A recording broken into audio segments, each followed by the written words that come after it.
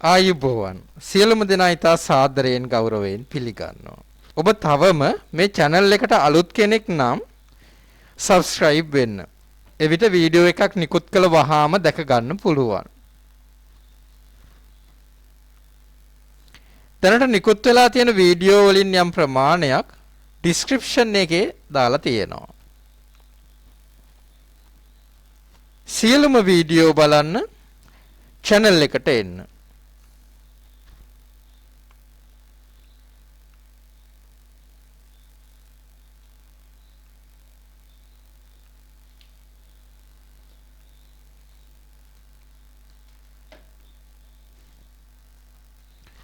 මේ වීඩියෝවෙන් එම්පැග්ලිෆ්ලොසින් අවශ්‍ය දේ පිළිබඳ කතා කරමු. ඒ වගේම මෙම වීඩියෝව chapters විදිහටත් බලන්න පුළුවන්. එනම් කොටස් වශයෙන් බලන්න පුළුවන්. උදාහරණයක් විදිහට අතුරු ආබාධ විතරක් බලන්න අවශ්‍ය කෙනෙකුට ඒ කොටස විතරක් බලන්න පුළුවන්. ඒ වගේම මේ වීඩියෝවේ එම්පැග්ලිෆ්ලොසින් ඖෂධයේ වෙළඳ නාම කිහිපයක PDF නිකුත් කරලා තියෙනවා. ඒවත් අවශ්‍ය කෙනෙකුට බලා ගන්න පුළුවන්. මේකේ ඖෂධ නාමය තමයි එම්පැග්ලිෆ්ලොසින් කියලා කියන්නේ. අපි වෙළඳ නාම කිහිපයක් බලමු.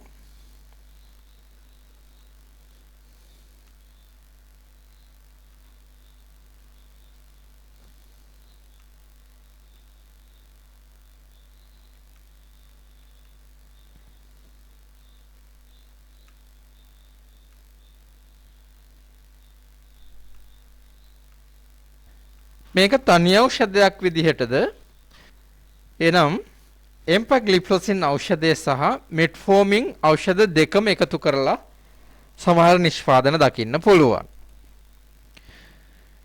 එම්පපේජ් කියන්නේ ඒ වගේ ඖෂධයක්, ඒ වගේ නිෂ්පාදනයක්.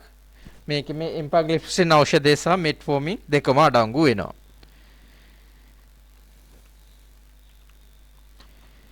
ඒ වගේම මේ ජාඩියන්ස් ඩුවෝ කියන ඖෂධය ගත්තාම ඒකෙත් ඖෂධ දෙකම අඩංගු වෙනවා. ඒ වගේම මෙතන බැලුවාම එම්පැග්ලිෆ්ලොසින් ඖෂධය සහ ලිනාග්ලිප්ටින් කියන ඖෂධ දෙක අන්තර්ගත කරලා තමයි මේ පෙත්ත හදලා තියෙන්නේ.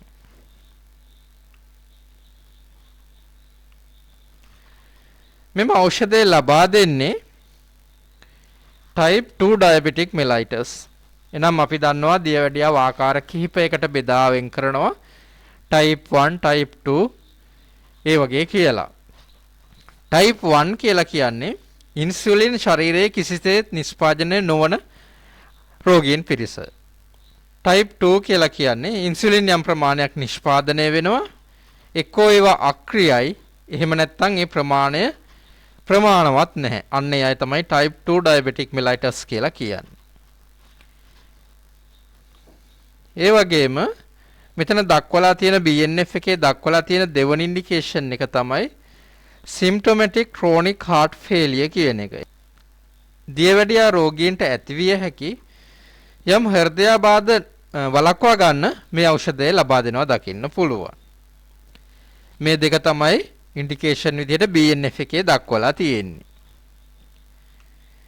මේට අමතරව යම් වෛද්‍යවරයෙක් ඔබට යම් වකුගඩු රෝගයක් පවතිනවා නම් විශේෂයෙන් මුල් අවස්ථාවල වගේ පවතිනවා නම් මෙම ඖෂධය දියවැඩියාව නොතිබුණත් ලබා දෙන්න පුළුවන්.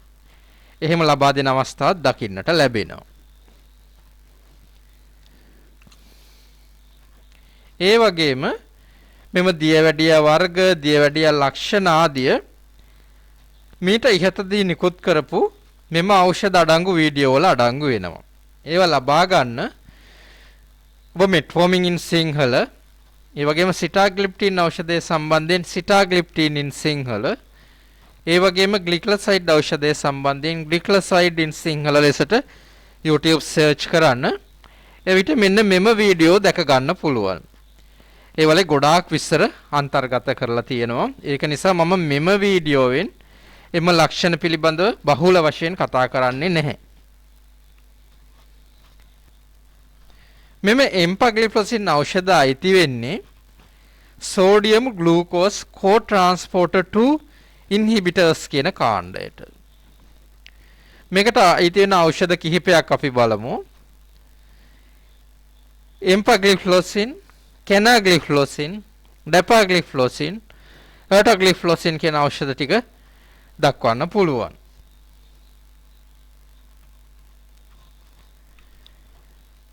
මේ වල අග කොටස බලන්න ග්ලිෆ්ලොසින් කියන කොටස අඩංගු වෙලා තියෙන මේ ඖෂධ කිහිපෙම.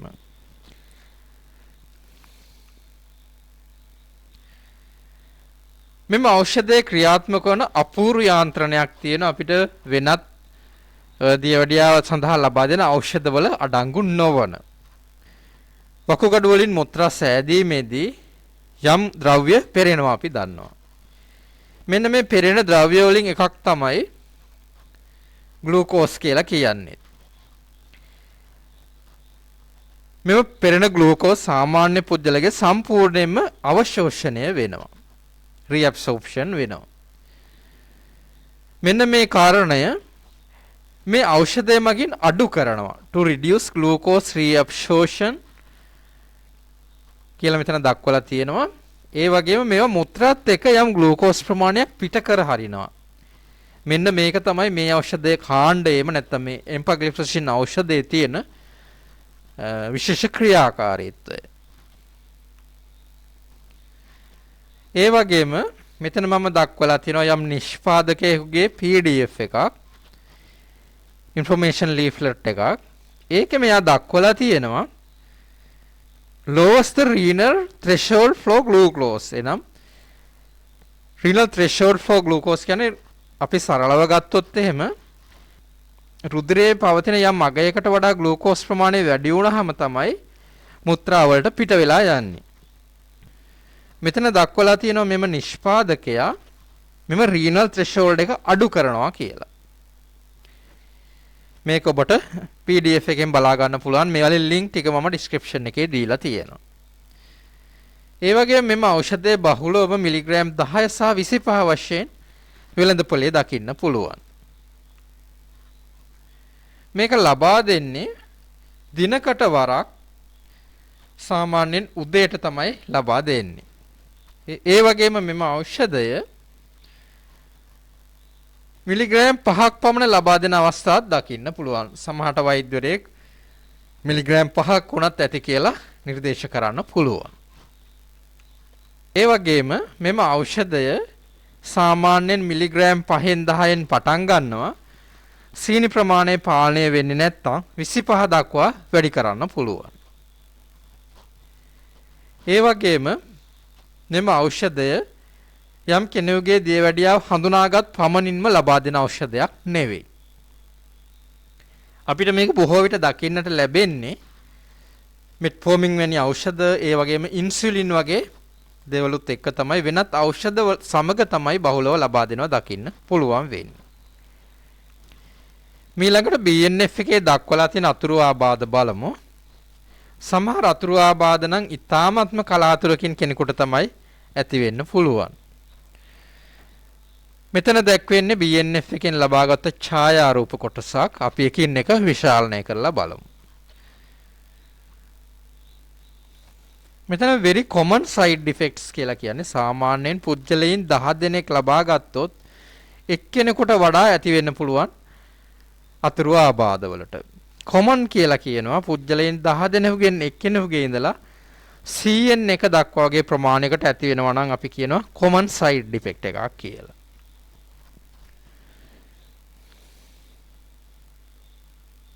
මේ ටික අපි common ටික විශාලනය කරලා බලමු.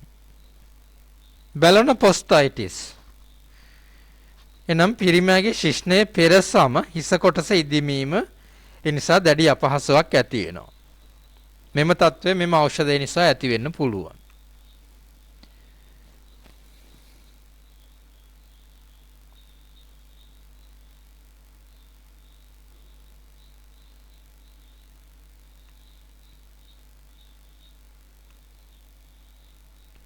සීනි මට්ටම අඩු වීම එනම් හයිපෝග්ලයිසීමියා කියලා අපි කියනවා.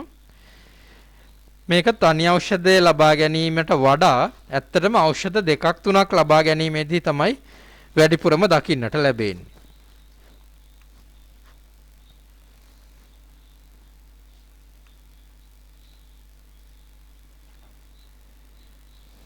මෙම ඖෂධය නිසා විස බීජ ආසාදනය වීමේ ඉඩකඩ වැඩිවීමක් දකින්නට ලැබෙනවා.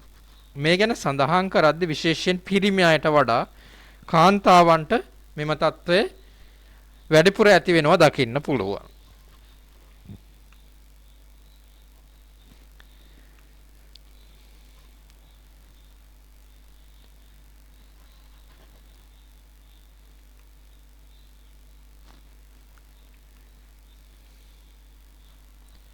මේ මුත්‍රා පද්ධතිය ආශ්‍රිත විස බීජ ආසාදනය වීම එනම් යූරෝසෙප්සිස් මෙම ඖෂධයට ඇති වෙන්න පුළුවන් බහුලව. ඒ සම්බන්ධෙනුත් ඔබ දැනගෙන සිටීම වැදගත් වෙනවා.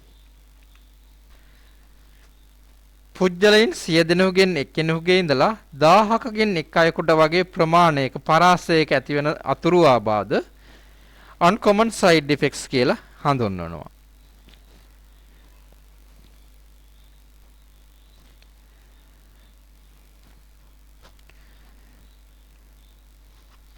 රෙයා කියලා කියන්නේ පුජ්‍යලයින් 1000කගෙන් එක්කෙනෙකුගේ ඉඳලා 10000කගෙන් එක්කෙනෙකුගේ වගේ පරාසයක ඇති වෙන අතුරු ආබාධ වලට. වෙරි රෙයා කියලා කියන්නේ පුජ්‍යලයින් 10000කගෙන් එක් අයෙකුටත් වඩා අඩුවෙන් ඇතිවන අතුරු ආබාධ වලට.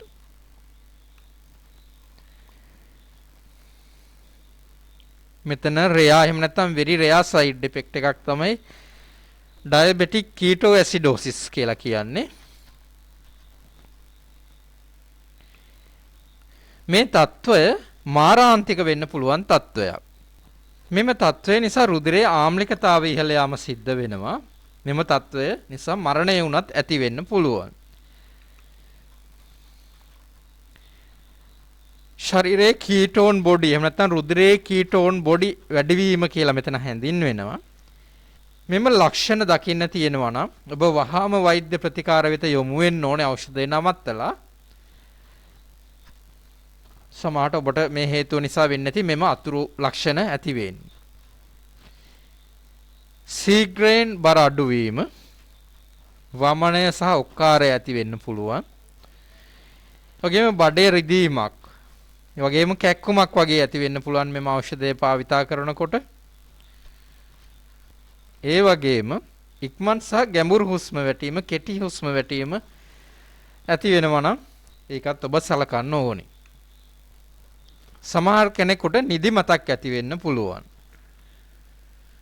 ඒ වගේම කටින් පළතුරු සුවඳ හැමීම, ප්‍රාශ්වාස වාතයේ නිකන් පළතුරු සුවඳක් වගේ එනවා නම් අපි කියනවා මේ කීටෝන් බොඩි වැඩි වීම නිසා තමයි මෙහෙම වෙන්නේ කියලා. ඒකත් විශේෂයෙන් සැලකිය යුතු වෙනවා. වහාම වෛද්‍ය ප්‍රතිකාර ලබා ගත යුතු වෙනවා. ඒ වගේ මෙවැනි රසක් දැනෙන්න පුළුවන්. වෙනත් රසක් කටට දැනෙනවා නම් එම තත්ත්වයක් ඉතා තදින් සලකන්න වෙනවා. ඒ වගේම මුත්‍රාවල දහදිහි ගන්ධය වෙනස් වෙනවා නම් පළතුරු සුවඳක් වගේ යන්තම් හරි දැනෙනවා නම් මෙම තත්ත්වය වෙන්න පුළුවන්. ඒ වගේ ඊට පස්සේ අපි බලමු frequency not known කියන අතුරු ආබාධ සම්බන්ධයෙන් මේ ඊ타ත්ම කලාතුරකින් තමයි කෙනෙකුට ඇති වෙන්න පුළුවන්. Phoneus gangrene කියන තත්ත්වය. මේකත් ඊටම කලාතුරකින් නැති වෙන්න පුළුවන්. නමුත් මාරාන්තික තත්ත්වයක්. එනම් බුද්ධ මාර්ගයේ මුත්‍ර මාර්ග ආශ්‍රිත ප්‍රදේශවල ඇති වෙන්න පුළුවන් විස බීජ ආසාදන තත්ත්වයක්. මෙම ප්‍රදේශ ඉදිමීම වේදනාව ඇති වෙන්න පුළුවන්. එහෙම වෙනසක් තියෙනවා නම් වහාම ඖෂධය නවත්තලා වෛද්‍ය උපදෙස් ලබා ගත යුතු වෙනවා. මාරාන්තික තත්ත්වයක්. ඊට අමතරව මම දක්වලා තියෙනවා මෙතන එම්පමෝ කියන බ්‍රෑන්ඩ් එකේ ලීෆ්ලට් එකකින් ලබාගත් කොටසක්. මෙතන ඔහු දක්වලා තියෙනවා මෙතන ඇඩ්වර්ස් රියැක්ෂන් කියලා තියෙන තැන මම මේ රතු පාටින් දක්වලා තියෙනවා. අනික ඒවා අපි ඉස්සලා කතා කරා. මෙතන දක්වලා තියෙනවා increase low density lipoprotein cholesterol කියලා කියන්නේ අපිට අහිතකර කොලෙස්ටරෝල් මට්ටම වැඩි වෙනවා කියන එක තමයි මෙතන දක්වලා තියෙන්නේ. මොකද low density cholesterol කියන එක අඩු මට්ටමක තමයි සාමාන්‍යයෙන් තියෙන්න ඕනේ. ඒක ඔහු දක්වලා තියෙනවා මෙතන වැඩි වෙනවා කියලා මෙම නිෂ්පාදකයා. මෙතන මම BNF එකෙන් ලබාගත් ඡායාරූපයක්. මෙතන දක්වලා තියෙන ඖෂධ වලින් දෙකක් හෝ වැඩි ගණනක් ගත්තාම හයිපොටෙන්ෂන් එනම් අවරුධිර පීඩනය, ඒ කියන්නේ රුධිර පීඩනය අඩු වීම ඇති වෙන්න පුළුවන් කියලා. මෙතන එක් ඖෂධයක් තමයි එම්පැග්ලිෆ්ලොසින්. ඒ ඖෂධයත් සමග මෙතන තියෙන වෙනත් ඖෂධයක් හෝ දෙකක් හෝ ගත්තොත් හෝ කිහිපයක් ගත්තොත් හයිපොටෙන්ෂන්, ඒ කියන්නේ රුධිර පීඩනය අඩු වෙන්න පුළුවන් කියන එක තමයි මෙතන දක්වලා තියෙන්නේ. ඒ වගේම මෙතන දක්වලා තියෙනවා BNF එකේ මෙතන එම්පැග්ලිෆ්ලොසින් සමග වෙනත් මෙතන දක්වලා තියෙන ඖෂධයක් හෝ දෙකක් හෝ කිහිපයක් ගත්තොත් හයිපොග්ලයිසීමියා ඇති වෙන, කියන්නේ රුධිර සීනි ප්‍රමාණය අඩු වෙන්න පුළුවන් කියලා. අවශ්‍ය ප්‍රමාණයට වඩා අඩු වෙන්න පුළුවන් කියලා. මේ ඖෂධය ගැබිණි මව්වරුන්ට සහ කිරිදෙන මව්වරුන්ට ලබා දෙන්නේ නැහැ.